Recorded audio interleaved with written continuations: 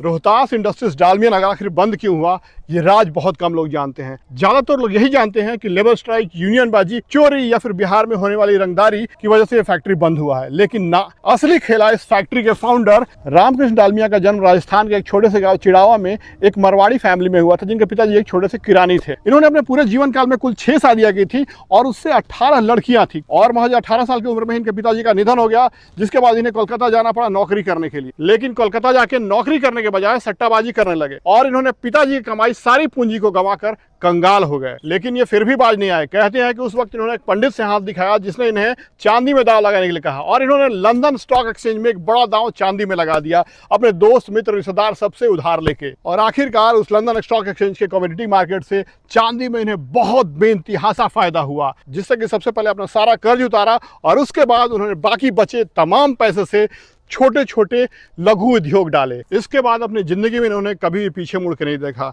इनके सारे लघु उद्योग दिन दोगुना रात चौगुना तरक्की कर रहे थे और अब बारी थी बड़ा उद्योग डालने की। और इसी डालमिया नगर में ये और इनके छोटे भाई जय दयाल डालमिया मिलकर टोटल 9 फैक्ट्रियां की एस्टेब्लिशमेंट की। इनकी आखिरी पत्नी की एक बेटी नीलिमा डालमिया अपनी किताब फादर डियरेस्ट में लिखती हैं कि मेरे पिताजी 2 चीज़ों के बहुत शौकीन थे। पहला, पॉलिटिक्स से बहुत प्यार था उनको, और साथ साथ उनको स्त्रियां, खास करके खूबसूरत स्त्रियों से बहुत जल्दी अट्रैक्शन होता था। इसी वजह से उन्होंने 6 शादियां की। और उस वक्त मोहम्मद अली जिन्ना इनके प्रिय मित्र थे और उसका भी वजह शायद मोहम्मद अली जिन्ना की बहन ही रही होंगी। और उस वक्त इंडियन पॉलिटिक्स में चाचा नेहरू को छोड़ के महात्मा गांधी, सुभाष चंद्र बोस, राजेंद्र प्रसाद सब इनके बहुत ही करीबी दोस्त हुआ करते थे। यहाँ तक कि इस फैक्ट्री के उद्घाटन में नेहरू जी और सुभाष चंद्र बोस भी आए थे। बता दूं आपको कि इनकी 18 बेटियों में से सबसे प्यारी बेटी इनकी रमा थी, जिसका शादी शांति प्रसाद जैन से किया गया।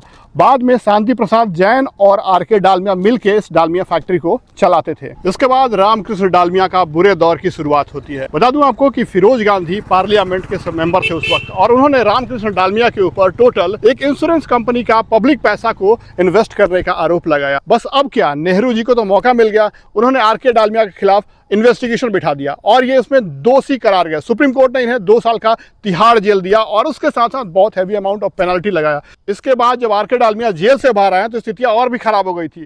शांति प्रसाद जैन के साथ साथ जितने भी इनके दामाद थे, धीरे धीरे जैसे जैसे इनकी बेटियों की शादी होती गई, वो सब इसमें हिस्सा लेने लगे और साथ साथ एडमिनिस्ट्रेटिव और मैनेजमेंट का सारा पद इनके दामाद और इनके रिश्तेदार और इनके भाइयों ने ले लिया। और अंत में ये फैक्ट्री इतनी घनघोर कर्ज में डूब गई कि इस फैक्ट्री में काम करने वाले लगभग 22,000 मजदूर के कई एक महीने की सैलरी पेंडिंग हो गई, जिसकी वजह से यहाँ पे स्ट्राइक होने लगे, धरने दिए जाने लगे और अंत में थोड़ा बहुत नोक-झोंक हुआ और उसी समय 1984 में इस फैक्ट्री में हमेशा के लिए ताला जड़ दिया गया। तो ये था असल कहानी इस फैक्ट्री का बंद होने के लिए।